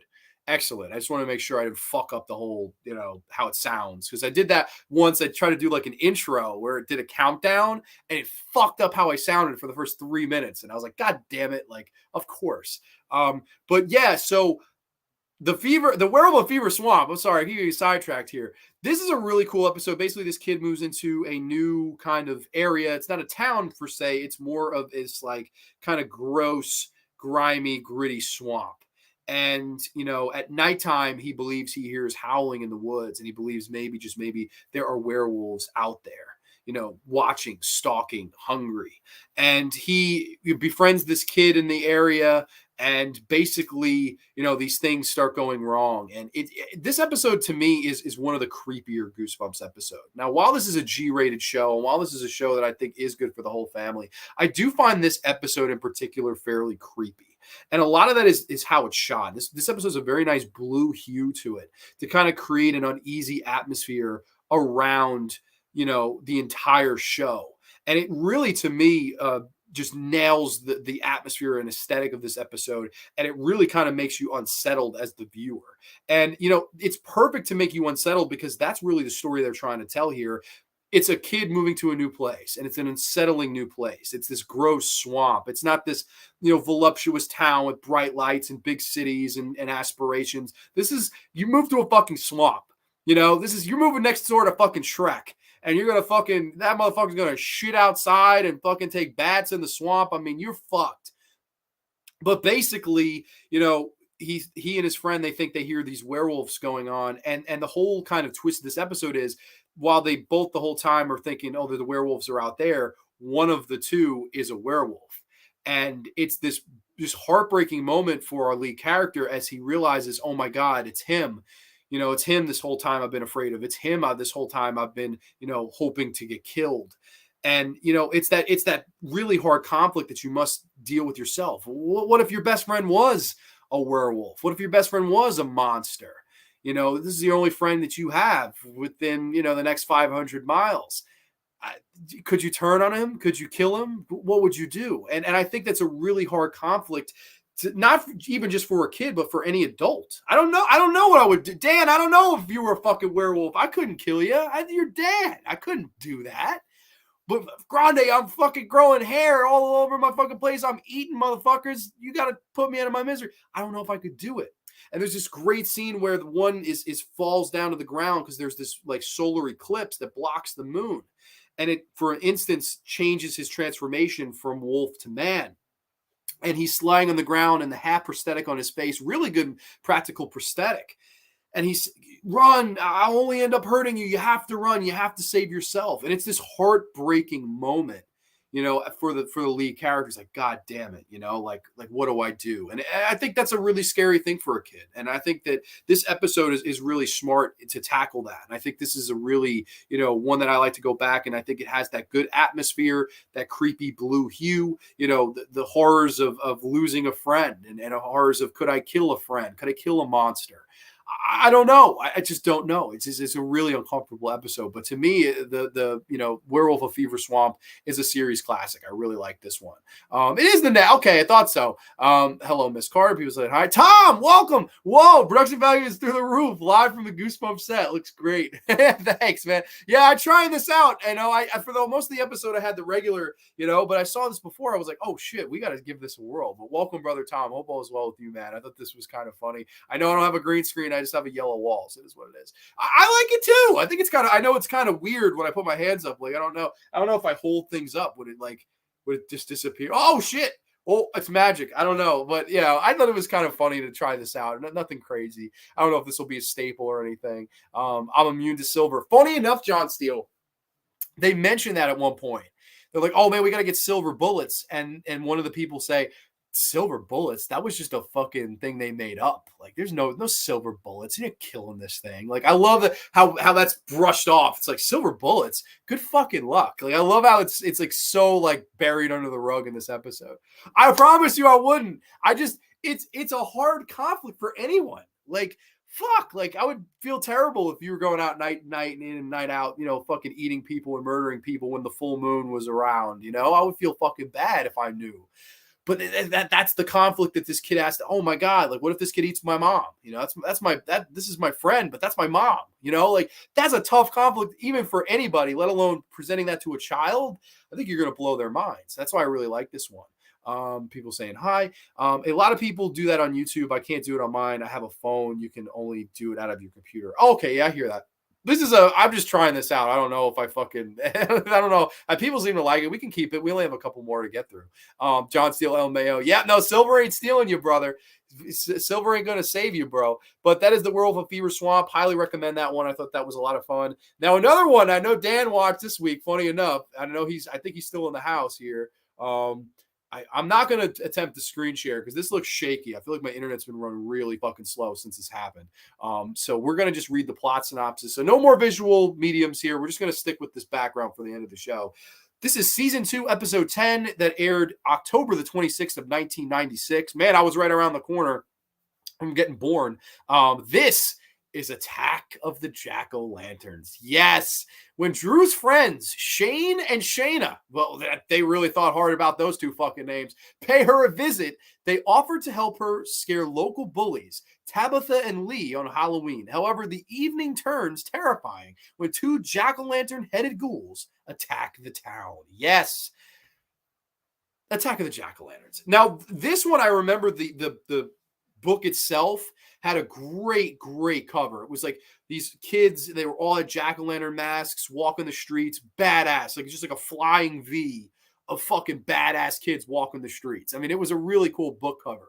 This episode, it is not fucking aged well, but a part of me loves it because of that, and it has that charm. It has a similar charm to the Haunted Mask, where it takes you back to that era where you trick-or-treated with your friends, and anything like that I'm a sucker for.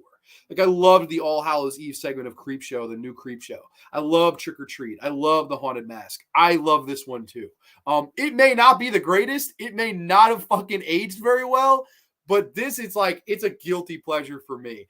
Basically, these kids are going around and they start trick or treating, and basically they start to notice these really tall jack-o'-lantern things that make them trick or treat forever. More trick-or-treating. And Dan says it right here in the comments, more trick-or-treating, and you trick-or-treat forever. That's basically what these, things want these kids to do, is to trick-or-treat forever.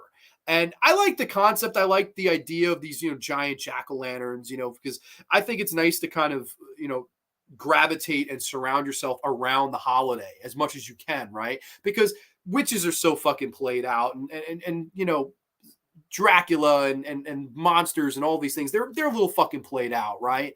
So instead of that, we'll do jack-o'-lantern villains. Thought that was cool. And just this giant tall figure with a fucking jack-o'-lantern head. I was like, God damn it. Like, I think that's fucking fun. To me, it is. I don't know. I thought it was fun. And basically, these kids go trick-or-treating around, and they're supposed to go forever. Of course, towards the end, they sort of run off. And, this has the most batshit bad ending I've seen in a long time, though. Like, I actually fucking started howling laughing. And Dan, I hit Dan up and I was like, oh my God, the ending of this is fucking hilarious. He watched it and messaged me back. He's like, that was the dumbest ending ever. Basically, the ending of this, and there's no such thing as spoiling this because it's fucking stupid no matter when you find out about it. These fucking jack-o'-lantern things are really their friends in disguise. They've been friends with these people for years. And these people are not even jack-o'-lanterns or kids. They're actually aliens that look like giant fucking stalks of asparagus. Dan says here that the attack of the asparagus heads. Where these fucking things, they look like reject Jim Henson fucking Muppets. Like, they look terrible. It literally looks like a fucking sock puppet with Oscar the fucking Grouch's face on it. It's terrible. And they insinuate that these fucking kids have been eating adults. And the whole idea is to eat all your trick-or-treat candy so these fucking kids can come back every Halloween and eat people.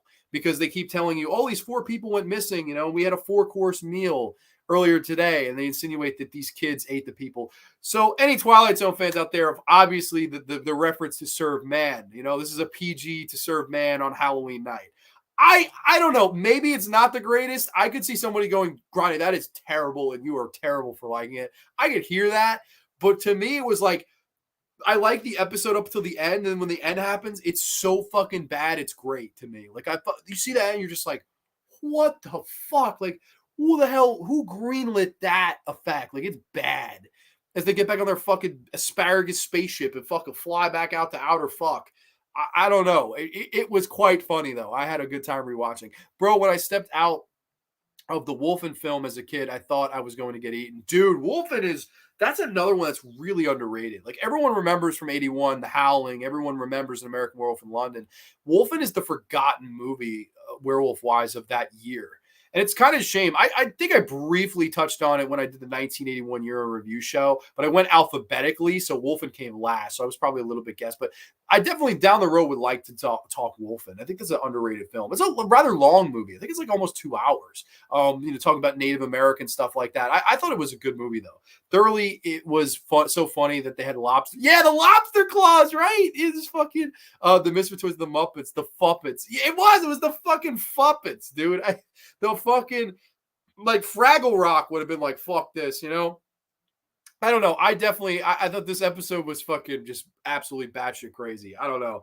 I loved it, though. I liked the whole Halloween aesthetic. I guess I'm just kind of a sucker for it. But that is Attack of the Jack-O'-Lanterns. We've got about 3 more here. So hang tight, because the next one is the sequel to our number 1 choice, of course, The Haunted Mask. This is The Haunted Mask Part 2. Yes, that aired, funny enough, the following week.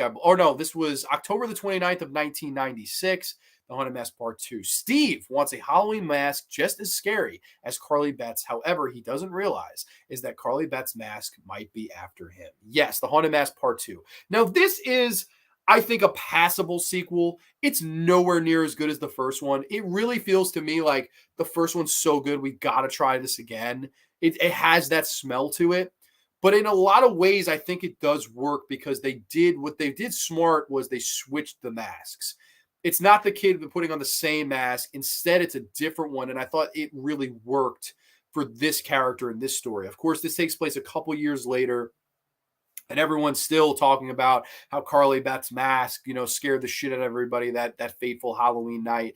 And one of the kids that bullied her, she scared the shit out of him. So he wants his vengeance. Where'd you get that scary mask, Carly Beth? And she tells him, don't go to this place. Of course, she tells him anyway, oh, I got it here, but don't go. That's the worst thing you can ever do. Don't ever tell somebody in a fucking horror film not to do something, because the odds are going to fucking do it. Anyway, fucking shithead number 1 walks down to the store. He steals a mask, and it's not the same mask. This time it's like an old man's mask. And it's kind of creepy. Now let's I guess we could fucking take that. Well, I was going to show it, but I guess we'll keep this up for the rest of the show. I don't know. I don't want to change this. It's fine. It's like this old man mask where it has the old gray hair and kind of these boils on it. And when he puts the mask on, it starts to age him a little bit. And at first, he's this crazy monster that's stealing everyone's candy. But then all of a sudden, the effects of being an old man start to settle in on him. He's having a hard time breathing. He's, getting old on his limbs. And it's quite scary to me when I watched it back. I was like, damn, that's got to be scary for a fucking kid because kids have loads of energy and kids want to run around and kids want to own the town. And, all of a sudden, this kid is now I'm ancient. Now I'm 80-year-old fucking monster. And I'm having a hard time catching my breath. And I have to eat all this candy just to gain a little sugar energy. You don't want to be fucking popping over the sugar, baby, because then you're gonna fucking get insulin shots in your fucking stomach. I thought that was quite interesting to have this child who wants to be a bully and wants to scare everybody, and instead of the Carly Beth twist where it's she's a social outcast, so is this mask. Instead, this kid is young, full of energy, wants to be an asshole, and this mask is the counterintuitive. It's fucking an old man that ages him and just kind of downgrades him. I thought that was a really smart way to kind of go about this. I thought that was a cool way to take this sequel. It does have a nice heart to it. I won't get into all of the twists and turns along the way. It has a very sappy, heart-filled ending that you may or may not like. I liked it. I thought it was quite sweet, the ending. But it was nice to see Carly Beth back looking much older now. It was weird how much she aged in just that short period of time. But she looked much older, whereas everybody else kind of looked the same. But I always thought this was a worthy sequel. It's going for that Halloween trick-or-treat aesthetic again. So if you like stuff like that, it's perfect to watch in the month of October, Shocktober. It is. I would say it's right just a step below the Jack-o'-lanterns and the Haunted Mask for Halloween-centric episodes for Goosebumps. I like this one, though. I thought this was really good. To me, a well worth watching sequel. Let's see, Entertainment Hideout. I just watched the Goosebumps recently for the first time in a long time on Netflix. And it reminded me, this episode reminds me of might have happened if the Pumpkin King came to the pumpkin patch in Charlie Brown. I don't know. Geez, I don't know about that. I couldn't tell you. LMAO. Yeah, no, this one, I don't like the Haunted Mask 2 as much as the first. But yeah, I would say the same. It's like one of those sequels that's like they had to do it, but it's not like anything to run home about. It's not great. It's not grand. It's not fucking. It's really it's a like lesser version, but it's still passable. And I like the aesthetic of the holiday. Like anything around like trick or treating holiday. Like usually I'm a sucker for it. So that's maybe why this one has a special place. And I put it on the top 10 list at the number 8 slot, especially. So we got 2 more to get to here. And coming up next, this is probably the one that I bet you nobody's seen this one. This is one of the more underrated ones that I personally like. This is season 3, episode 10. This is The Haunted House Game, which to my knowledge, I don't remember this one as a book, but man, I would love to read it if it is. When friends Nadine and Jonathan are exploring an old deserted mansion, they find a board game. Intrigued, Nadine opens it and they find themselves transported inside the game and must fight to escape it. Yes, The Haunted House Game. Now, this is one that I don't hear anyone ever really discuss. And in similar vein to, One Day at Horrorland being this kind of mystical, like, oh my God, imagine if there was a horror theme park where I could get on the Coffin Cruise and fly down the lazy river or go into this, house of wild mirrors and hallucinations. This is a really cool episode because it's almost like Jumanji, but for a horror fan. Of course, these kids, they go to this house, they find this board game called the Haunted House Game. And as soon as they start playing, all of a sudden they're literally transported onto the board. They become kind of tiny and they're on the board and must continue to play through all of these kind of haunted house horrors that bewait them. I thought that was a really cool idea, because we've seen Jumanji ripped off in a lot of ways, right? Like we've seen Jumanji ripped off. Well, technically, I think Charles von Allsburg wrote Zathura, which is the space version of Jumanji. It's a board game that comes to life, but it's in space. And I don't know if people remember this fucking piece of shit movie, but like I would, if there was ever like someone I could write a hate letter to, would be the fucking idiot that made this movie. Is fucking I believe it's called Open Graves with Eliza Dushku, who I fucking think is one of the most beautiful women of all time, like a top 10 most beautiful women of all time. Open Graves was another ripoff of Jumanji, trying to do the horror thing with it, where these dumbass teens played this game, and however they died in the game, they start to die in real life. It's kind of like Jumanji meets Final Destination, but it had some of the fucking worst CGI I've ever seen in a movie.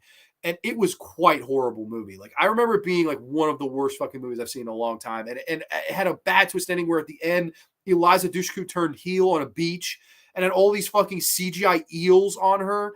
Oh my God. If you want to watch a bad fucking movie, watch Open Graves, because it's one of the biggest pieces of shit I've ever fucking seen. It is literally like, oh my God. Like you couldn't pay me to watch it again. But This episode right here, I thought was a really good idea as these kids kind of transport down to the board game. And with every roll, they are encountering a new fear. I like that. And at one point, they run into these other kids that are also playing the game, or so they think. I liked that whole aspect of it. I thought this was a cool episode, kind of a fantasy. Like, oh man, I wish they had a haunted house game like this. Like, I thought this was cool. This is one I think you could have done into a movie. Like this is a 20-minute episode, but I definitely think you could have done more with this. Like I think like if you got a big studio budget behind this and more of a budget and mainstream actors or whatever the fuck, I think you could have done a lot more with this concept. But I do like the 20 minute short. I think it works. I think it's creepy. It's quick. I really quite like the haunted house game. I would say it's the most underrated episode of Goosebumps because nobody fucking talks about it. Like it's the one episode that I always bring up to people, even as a kid, and people were like, no, I don't never even heard of that. So that's the one I guess to watch if I had to recommend any of these. Funny enough, it does star a young Laura Vandervoort, who I believe is a Canadian actress. She went on to be in quite a few horror films, as well as the Rabid remake, of course, the remake of David Cronenberg's Rabid. She plays the lead. She plays the Marilyn Chambers part. She was also in the piece of shit Jigsaw, the 8th Saw film. She was the lead and the protagonist in The Trap in the game. It's funny enough, haunted house game in 1990, whatever the fuck, 1997, and then in Jigsaw's game in 2018 or 2017 or whatever the fuck. So 20 years later, she's in Jigsaw's game. She's also, I believe, in Mom's Got a Date with a Vampire, which is a fun Disney Channel original movie, which was like, their mom, played by Carolyn Ray, was, like dating this man who was a vampire. And then she was one of the kids trying to convince him, stop dating this guy. He's going to fucking kill you. I remember her in a lot of stuff. So I saw her and pointed her. I was like, oh shit, like Laura Vandervoort. That's so cool. Represent Canada. Very cool. But the haunted house game, I would say, is the most underrated episode of this entire list. I would highly recommend. And like I said, you can watch these on Netflix. They're, I don't have any physical media. As far as I know, Goosebumps came out on VHSs. I'm not sure if Goosebumps came to DVD. Like, I don't know if anyone wants to check me on that. I don't know. I definitely don't think they've come to Blu-ray. I doubt it. And I don't think it would do this show any good. I don't think it would look that good on Blu-ray. It's a cheaper show. Same with Dark Side. Just I don't think it would work. Let's see. That actually sounds dope. Yeah, no, absolutely. Aiden says, not Aiden. Kyra says, if I remember right, the Haunted Mask 2 book is different from the episode because it doesn't even have the original mask. I think they talk about it, if I remember right, but that's from the original. I don't believe I ever read the book of the Haunted Mask 2. I don't remember reading the book. I remember seeing the episode and just being kind of turned. I was like, it's okay. Like, it's passable. It's good. I like the aesthetic, but it's definitely a lesser of the first one. I want to see that episode. Highly recommend. I think it's a good one. But rounding things out here, we have the 10th and final episode of the list. This is season 2, episode 14 that debuted November the 9th of 1996. This is Scarecrow Walks at Midnight. Jody and Mark are visiting their grandparents' farm and having a wonderful time until they discover that the scarecrows surrounding the farm appear to be alive. Yes, Scarecrow Walks at Midnight. This, I've got to say, is not a great story. It isn't. I mean, these kids basically, they live on this farm, and at night they think these scarecrows are kind of walking around. There's not really much of a plot here, but I will say this. The scares in this episode are very well done. And to me, it's one of those where you're doing G-rated horror right, because not a lot happens, right? Like there's scenes where these kids are riding their bicycles and the scarecrow jumps out, tackles the girl. And you're like, oh my God. And then, when they go to check to see, if the thing is alive, it's just all hay, so you're like, oh my God, like what the fuck? Like this thing just tackled this girl. Like that's fucking scary. And then now it's just all straw. And what I liked how they did the real effect where it was an actual guy in the prosthetic suit that tackles her off the bike. She lands, they cut, and then it's just a normal scarecrow. So it's like, oh my God, like was it or wasn't it alive? It's like, oh, it fell on me. It's like, bitch just got tackled off her bicycle. Like you're going to tell her she's seeing shit? But that's horror cliche, I thought this was creepy, especially for a kid's show. And it's something that, again, like, we've been talking about all night, how this show is a good gateway into horror. This is not really an episode with a big theme or a big moral or a big story or a big character moment. It's not. This one's really relying on the atmosphere of just being creeped out of scarecrows. And I always remember the old scary story to tell in the dark, Harold. of the scarecrow man that comes to life at night. And, this is an episode where it's fairly similar in that tone. It has that creepy atmosphere and aesthetic around the barn in the middle of nowhere. It's almost like the setting of Signs or something like that. And to me, it really lands on its creepy, scary elements of, that isolated feeling of being alone and the scarecrows out there kind of knocking on the glass and looking through the windows. I thought it was very well done. Most of this episode, the night shots are very well filmed to me. I really like Scarecrow Walks at Night. To me, a very effective, scary episode. Dan says, in all honesty, I think this is one of the scariest episodes of the series. I would agree. I would say that's a big reason this made the list, was because this one I thought was effectively scary. I watched a bunch of Goosebumps in preparation for this show, and this was one of the ones that scared me the most. I would say the Camp Nightmare one fucking was effective, and I don't know what would be the next scary. Maybe Haunted Mask, man. That practical effect still looks good. I believe they've done episodes of the series on DVD. Okay, maybe they have. I'm not sure. I've actually never owned physical media Goosebumps, weirdly enough. I had the books back in the day, but where they are now, I couldn't tell you. Anthony's here. Anthony, what's up, Grande? Hey, always happy to catch you live, bro. Thank you. Welcome. Anthony just did an excellent review for all my Twilight Zone fans out there, and I know John Steele's a big one.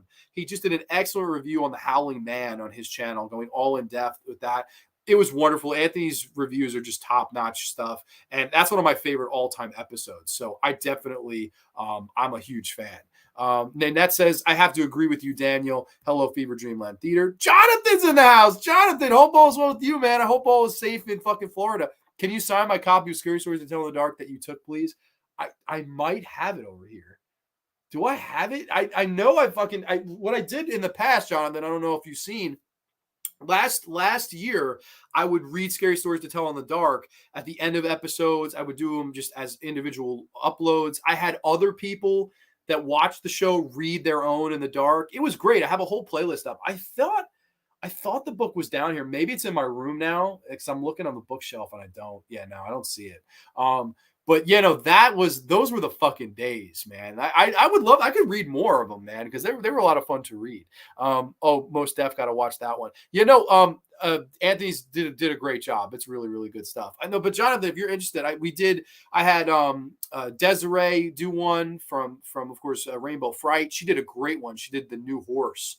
About the witch that turns the man into the horse every night. That's a great one. I read Wait Till Martin Comes. That's my favorite of all the stories. I did Wait Till Martin Comes. I did a whole playlist last year. And this year, when we do the episode before Halloween, I'll read more. I'll definitely read more. I love that book. To me, it's great. It's funny. The covers creep me out, and the illustrations really are what made those so effective. I believe that the story creator, funny enough, was Alvin Schwartz, which is no relative of yours, I don't know, but that book was just so special to my childhood, and that's why last October I wanted to read them, for everybody, and a lot of people participated. It was a lot of fun. If people are interested again this year, I mean, it's fucking still October. We could do it if people want to read their story, and I could upload them on the channel if people are interested. Gideon did one for me. He knocked it out of the park. He did the Pale Lady. Brian did the Big Toe. I did Wait Till Martin Comes. Room for One More. Desiree did The New Horse. I mean, we almost covered the entire book. And also, if you're interested, they did a documentary on the Scary Stories to Tell in the Dark phenomenon and how much people, in the librarian world or teachers or principals didn't like those books. They felt they were too inappropriate for children, and how many fucking issues those books caused. It was a really interesting watch of a documentary. I highly recommend. Hey, Entertainment Hideout. Almost as scary as living a joint to a deli. No one else gonna get that fucking joke. Maybe Dan, but oh my God, that's fucking great. I could do it. Hey, if you're interested, hey, I'll tell you what, read your scary story and fucking make a little video and say I'll upload it to the channel. No problem at all. That would be great. I did a ton of them last year. I feel like so many people, the Larkin brothers did, Connor did a cover of the Hearst song, and Ryan did Is Something Wrong. I mean, I had a ton of people participate. AJ did May I Carry Your Basket. He did a great job bringing his personality to that. I love the Scary Stories to Tell in the Dark. So man, you know what? If people are interested, just contact me. If you want to record a video and have it uploaded to the channel, I'll do it. I don't care. As long as it's, whatever. appropriate or whatever, and a scary story to tell in the dark, we can do it for sure. I like to put the illustrations up that are from the book, and then play the audio over it. That's always what I like to do. At least what I did a lot last year. But that has been Goosebumps. That is the top 10 Goosebumps episodes. I hope that for people that are new for the series or aren't as familiar, got a little bit of recommendations tonight, maybe ones to check out. It is spooky season, so a lot of these are good. The Attack of the Jack-o'-lanterns, Haunted Mask, Haunted House Game, Welcome to Horrorland. A lot of these really work good around the Halloween season, and I hope people, get into their Goosebumps watching. Now, next week on Grande's Graveyard, we are going to be celebrating the 30th anniversary of the Candy Man. Yes, Don Belleville, of course, good old brother from the Flashback Horror Movie Podcast days. He will be joining me as we go through Candyman 1, Candyman 2, Farewell to the Flesh, Candyman 3, Day of the Dead, and the atrocious Candyman reboot from the year 2019. I don't even care. I fucking don't even know if I can rewatch that, because that's one of the most piece of shit movies I've seen in a long time. Or as I call it, Candyman. Oh, God, we don't want to see that one again. But, next week, Candyman 30th anniversary celebration retrospective. Don Nice will be in the house. We'll be chilling like villains. And also, Trenchy's not in the house tonight, but Trenchy will be on the following week to do Pet Sematary retrospective. So we got Candyman and Pet Sematary coming up the next 2 weeks. We got 2 guests coming on. It'll be a lot of fun. So everybody, thank you so much for watching.